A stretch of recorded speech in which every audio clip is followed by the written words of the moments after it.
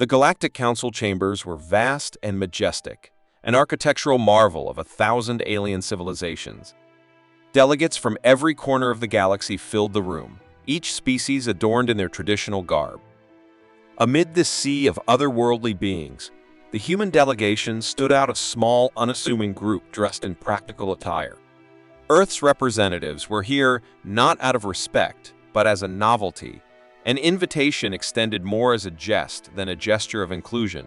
The alien delegates whispered among themselves, their voices a mixture of clicks, hums, and guttural growls. They laughed openly at the humans' arrival. The representative of the Xarathian Empire, a towering figure with 6 eyes and iridescent scales, smirked. "Primitive creatures," it sneered. "What can these humans possibly offer to the galaxy?" Despite the ridicule, Ambassador Sarah Lynn stood firm. Her team had expected this reception, yet their expressions betrayed no frustration. She simply listened, observing the council with sharp eyes, waiting for the right moment. The meeting progressed, addressing galactic trade routes, peacekeeping measures, and the allocation of resources. When it came time for humanity to present its case for membership, Sarah stepped forward. She spoke with poise, outlining Earth's contributions to science, culture, and diplomacy. But before she could finish, a sharp laugh interrupted her. It was Raxer, the representative of the Drakthar Dominion, a militaristic species known for their conquests. "Contributions?" It scoffed. "Your kind can barely travel beyond your star system. What could Earth possibly contribute, apart from amusement?" The chamber erupted in laughter. Sarah's lips tightened, but before she could respond, Raxer continued. "In fact, the Drakthar Dominion would like to propose a solution. Humanity should submit to our rule. In return, we will allow them to exist as laborers and servants, spared from the burden of galactic politics." A hush fell over the chamber. All eyes turned to the humans, expecting submission or outrage. Instead, Sarah smiled, a calm, calculating expression. "The people of Earth do not submit," she said firmly. "We are here to join the Council as equals, not slaves." The Drakthar representative snarled. "Then you leave us no choice. The Dominion will crush your pathetic planet. Let us see what your primitive weapons can do against our fleet." The threat wasn't idle. Within hours, the Drakthar fleet began assembling near Earth's orbit, their warships darkening the skies. The council chamber was abuzz with chatter, many delegates anticipating Earth's swift defeat. Sarah, however, remained composed. She activated a holo-communicator, broadcasting a secure message to a classified location. On the edge of the solar system, hidden within a hollowed-out asteroid, lay humanity's weapons vault. This was no ordinary arsenal. It was a culmination of decades of secretive research and development. Within its depths were weapons that blended reverse-engineered alien technology with humanity's unique innovations. Railguns capable of puncturing starship hulls, EMP bombs that could disable entire fleets, and nanotech swarms designed to dismantle machinery molecule by molecule. AC. Drakthar fleet drew closer, Earth's defenses activated. From the asteroid emerged sleek, menacing warships armed with Earth's finest weaponry. The humans did not wait for the enemy to strike. They launched a coordinated assault, using precision strikes to disable the Drakthar ships. The fleet's superior numbers meant little against Earth's strategic ingenuity and devastating firepower. Back at the Council, a live feed displayed the battle. Delegates watched in stunned silence as the supposedly primitive humans dismantled one of the galaxy's most feared armadas. The Xarathian representative, who had mocked Earth earlier, could only gape as the flagship of the Drakthar Dominion exploded in a brilliant burst of light. When the battle ended, the Drakthar fleet was in ruins. Humanity's forces returned to their hidden base, leaving the surviving Drakthar ships to retreat in shame. Sarah turned to the council. "This is the strength of Earth," she said. "We seek peace, but we will not bow to threats. Let today serve as a reminder that even the smallest voices in the galaxy can hold great power." The chamber erupted not in laughter this time, but in applause. Delegates from previously indifferent species approached the human delegation, offering alliances and trade agreements. Humanity, once mocked, was now a respected and formidable force in galactic politics. As the council adjourned, Sarah returned to her quarters. She reviewed the battle logs, ensuring everything had gone as planned. A younger aide approached her, excitement evident in their voice. "Ambassador, we showed them what we're capable of." "That was incredible." Sarah nodded, but didn't smile. "What we showed them," she said, "was just the surface. The weapons vault they saw is only a fraction of what we've prepared. Earth's true defenses remain hidden. Let the galaxy think twice before they challenge us again." She gazed out of the window at the stars. Humanity's journey in the galaxy had only begun, and Earth was ready for whatever came next. The capital ship of the Vorkor Empire loomed over the human envoy shuttle, like a beast waiting to devour its prey. Inside the shuttle, Ambassador James Carter adjusted his tie, the only human touch to the otherwise alien diplomatic uniform he wore. Beside him, his aide, Lieutenant Mia Zhang, whispered, "Sir, are we sure this is wise?" The Vorkor are known for their hostility. James gave a thin smile. "Sometimes you have to walk into the lion's den to prove you're not prey." As they docked, the towering halls of the Vorkor flagship shimmered with a cold metallic light. Warlord K. Wraith, ruler of the Empire, awaited them in the Grand Chamber. His crimson battle armor gleamed, and his predatory grin revealed serrated teeth. Surrounding him were his generals and advisors, all brimming with disdain for the humans. "So," K. Wraith growled, "these are the creatures who think they belong in the galaxy's affairs?" His voice echoed, heavy with mockery. "I expected more. You don't even have claws." James stepped forward, keeping his posture calm. "We came here to discuss peaceful coexistence, not to be mocked." K. Wraith laughed, a guttural sound that made the walls seem to vibrate. "Peace? Coexistence? Your kind is weak. The Vorkor take what they want. And what we want is your planet. Surrender now, and perhaps we'll spare some of your people to serve us." James met the warlord's gaze. "Earth does not surrender, but you are welcome to try." True to his word, K. Wraith did not wait long. Within days, the Vorkor fleet began its journey toward Earth, an armada of ships large enough to blot out the stars. Their confidence was absolute. To them, the humans were insects to be crushed. But humanity had no intention of going down without a fight. Knowing they were outmatched in technology and numbers, Earth's military turned to guerrilla tactics. Small, fast ships launched hit-and-run attacks, using the asteroid belt as cover. Ambushes and gas clouds, decoy signals, and EMP bursts disrupted the Vorkor fleet's progress. Each engagement cost the Vorkor dearly. Their fleets were built for domination, not precision combat. Wraith's frustration grew with every loss. "These humans fight like cowards," he roared during a war council. "They fight to survive," one of his generals murmured. Despite their losses, the Vorkor pressed on, pushing closer to Earth. The human forces, meanwhile, prepared their trump card. The final confrontation came as K. Wraith's fleet reached the moon. From his flagship, the warlord could see Earth, a blue jewel hanging in the void. Victory seemed within his grasp. But then, his sensors picked up strange readings from the moon's surface. An energy signature a Vorkor technician reported. Massive, concentrated, and unfamiliar. Intrigued, K. Wraith ordered a landing party to investigate. As his forces descended to the moon, they found a facility hidden deep beneath the lunar surface. The humans had lured him into a trap. Inside the facility was humanity's hidden weaponry, a stockpile unlike anything the galaxy had seen.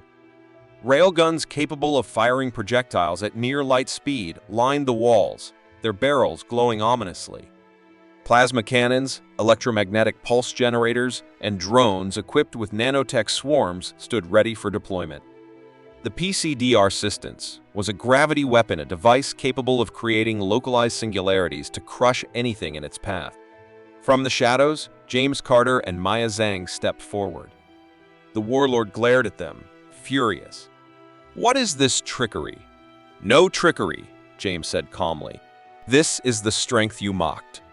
Before K. Wraith could respond, the weapons activated. Earth's forces unleashed a devastating show of power, targeting K-Wraith's fleet in orbit. The gravity weapon fired, and one of the largest Vorkor warships crumpled like paper, sucked into a miniature black hole. Railguns shredded smaller ships, and EMP pulses left the fleet vulnerable to human fighters. K-Wraith watched in disbelief as his once mighty armada was systematically dismantled. His forces were utterly unprepared for the level of precision and brutality humanity displayed. Humiliated and with his fleet in ruins, K-Wraith had no choice but to retreat. Back on his crippled flagship, he stared at Earth, now shielded by its hidden arsenal. He'd underestimated these primitive beings, and it had cost him dearly. James Carter's voice crackled over the comms. Warlord K-Wraith, consider this your warning. Humanity seeks peace, but we are not defenseless. Tell your empire and the galaxy what you saw here today. The warlord clenched his fists but said nothing. His ship limped away, leaving Earth victorious. As the Vorkor fleet disappeared into the void, Mia turned to James. Do you think they'll come back? James smiled faintly. Perhaps, but not soon. What we showed them today was enough to scare them off for now. Mia frowned. Enough? James nodded, his expression unreadable. The moon vault was just a decoy. Our true arsenal is still hidden on Earth. Let them wonder. Let them fear. High above, Earth's hidden defenses remained cloaked, their power a secret known only to humanity. For now, peace had been secured, but humanity was ready for whatever the galaxy might bring next. The Galactic Summit was a spectacle unlike anything humanity had ever seen. Representatives from hundreds of alien civilizations gathered in the Grand Nexus, a colossal space station orbiting a dying star. Humanity's delegation, led by Commander Elena Marshall, stepped off their modest shuttle onto the station's pristine platform. The stares from the other delegations were cold and condescending. Earth, one alien muttered, its tentacles rippling with disdain. Such a primitive planet. Elena ignored the whispers. Beside her, Dr. Raj Patel, an expert in xenotechnology, whispered, "This is more of a circus than a summit." "It's politics," Elena replied, "and we're here to prove we belong." The summit began with grand speeches from the more advanced civilizations. The Aurelian Dominion boasted of their control over star-sized fusion reactors. The Zinther Collective displayed their mastery of artificial intelligence, showcasing sentient drones capable of reshaping entire ecosystems. When it was humanity's turn to speak, snickers echoed across the chamber. Elena stood firm. "We may not have the resources or the history of the great civilizations here, but humanity has always thrived on ingenuity and resilience." A hulking alien with crystalline skin, a representative of the Jorath Imperium, sneered. "Words are cheap, human. Show us your strength, if you have any." The chamber erupted in laughter. Elena stepped forward, her voice calm but resolute. "We accept your challenge. Join us on Earth, and we'll show you exactly why humanity is not to be underestimated." The Jorath representative's grin faded. "Very well. But I warn you, humans, if you fail to impress, you'll be forever banned from these proceedings." Within hours, a delegation of aliens boarded a human shuttle bound for Earth. Among them were the Jorath representative, a Zinther observer, and several skeptics from other advanced species. Dr. Patel briefed the group during the journey. "We'll be taking you to a facility hidden beneath Antarctica. It's one of our most secure locations, Antarctica." A Zinther scoffed. "That barren ice world of yours?" "You'll see," Patel said with a knowing smile. The shuttle landed on a frozen expanse of white. From the outside, there was nothing remarkable about the location. But as they descended into the ice, the aliens began to see the truth. The hidden facility stretched miles beneath the surface, its walls reinforced with alloys unknown to even the most advanced civilization. As the group entered the central chamber, the sight left them speechless. Rows of weapons gleamed under artificial lights. These were no ordinary arms. They were creations of unparalleled ingenuity, quantum railguns, capable of firing projectiles at nearly the speed of light. These weapons could penetrate even the densest materials. Nanotech swarms, micro-machines that could disassemble starships atom by atom or rebuild infrastructure in minutes. Gravitonic lances, devices capable of creating temporary black holes, swallowing entire fleets in seconds. Kinetic planet splitters, weapons designed to harness the energy of asteroid impacts, capable of splitting moons and planets apart. Elena turned to the stunned delegation. Every weapon here was built with one purpose: survival. Humanity may be young, but we've always faced challenges that seemed impossible. And we've always overcome them. The Joreth representative, who'd been smirking earlier, now stared in awe. These rival even the Imperium's greatest weapons, Dr. Pat added, and this is just one facility. We have similar vaults across the solar system. Mars, Titan, the asteroid belt, you'd be surprised what humanity can achieve when pushed to its limits. The aliens left the facility in silence, their arrogance shattered. Back at the Galactic Summit, the tone toward humanity shifted. The Joreth representative addressed the assembly. I retract my earlier dismissal. Humanity has proven its worth not only through their ingenuity, but also their restraint. For decades, they built these weapons, not for conquest, but for defense. The chamber murmured in agreement. Even the Aurelian Dominion representative nodded. To have such power and not use it recklessly speaks volumes about their character. Humanity was granted a seat at the table, securing their place in galactic politics. ASS. The summit concluded. Elena and Dr. Patel returned to Earth. In the shuttle, Patel turned to Elena.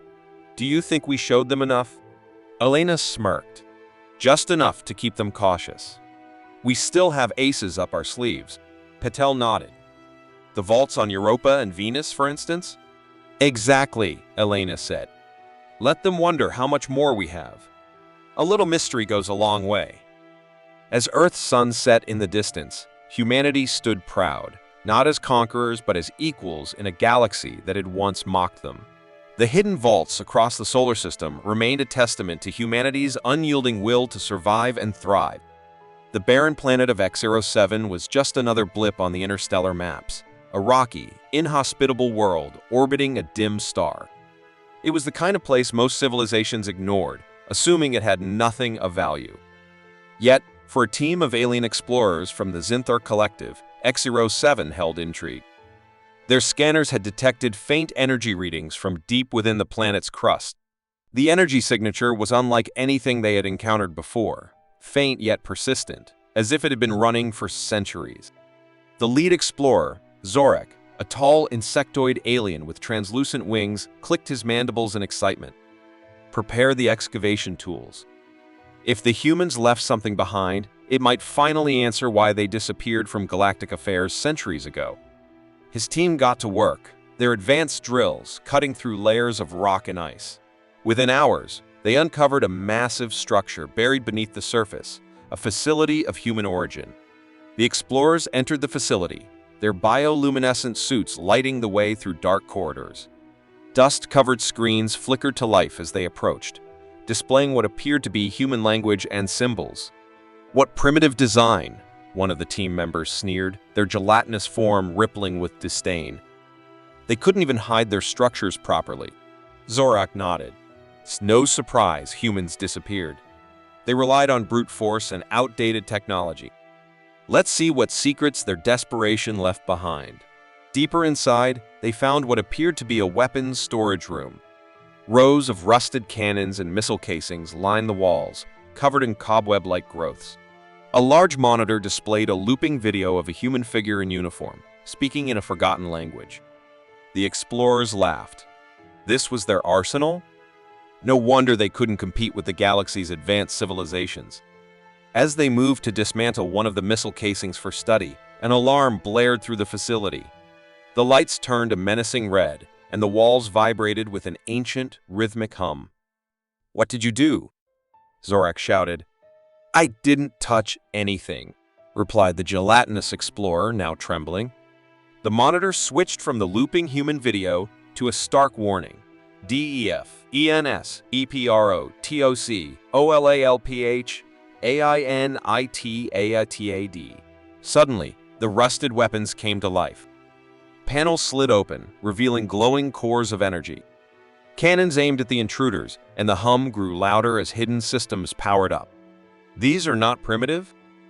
Zorak yelled. "They're dormant weapons, and we've triggered them." The explorers scrambled to escape, but the facility's corridors shifted and sealed, trapping them in a deadly maze. Automated turrets emerged from the walls, firing beams of plasma that melted metal and stone alike. Zorak led his team through the labyrinth, their advanced suits barely protecting them from the facility's relentless onslaught. Drones swarmed around them, emitting ear-splitting sonic pulses that disoriented the team. One by one, the explorers fell, their suits failing against the overwhelming force of the defenses. Only Zorak and two others managed to reach the exit, where they found their ship under attack by automated orbital cannons. "Activate the emergency warp drive!" Zorak screamed as they boarded the ship. The remaining crew managed to initiate the warp sequence just as a massive energy blast erupted from the facility, narrowly missing their retreating vessel. Back on their homeworld, Zorak reported the incident to the Zinthar Council. The recording of the weapons vault left the council members in stunned silence. "The humans," Zorak said, "were far more dangerous than we ever imagined. If this was just one of their abandoned facilities, imagine what they must have hidden elsewhere." The council quickly disseminated the information across the galaxy. Fear spread like wildfire. Alien civilizations that once dismissed humanity as primitive now treated Earth's remnants with the utmost caution. Uninhabited planets near the Sol system were declared no-go zones, and scavenger crews were forbidden from investigating any human-related ruins. The story of the HFY facility became a cautionary tale, a reminder that humanity's legacy was one of ingenuity and terrifying foresight. Meanwhile, deep within a hidden command center on Earth, a lone figure watched the Zinthar report through a secure feed. The room was filled with holographic displays showing other planets with similar decoy facilities. A voice spoke, calm and deliberate. The HFY facility performed as expected. The intruders fled with their tails between their legs. Another figure, seated beside them, smirked. "Do you think they'll ever discover the real vaults?" "Not likely," the first figure replied. "The decoys are designed to scare them off. The real weapons, the ones that could end entire civilizations, remain hidden and ready, should we ever need them." As the display flickered off, the room plunged into darkness, save for the faint glow of a single monitor. On it, a simple phrase scrolled repeatedly: "Humanity endures."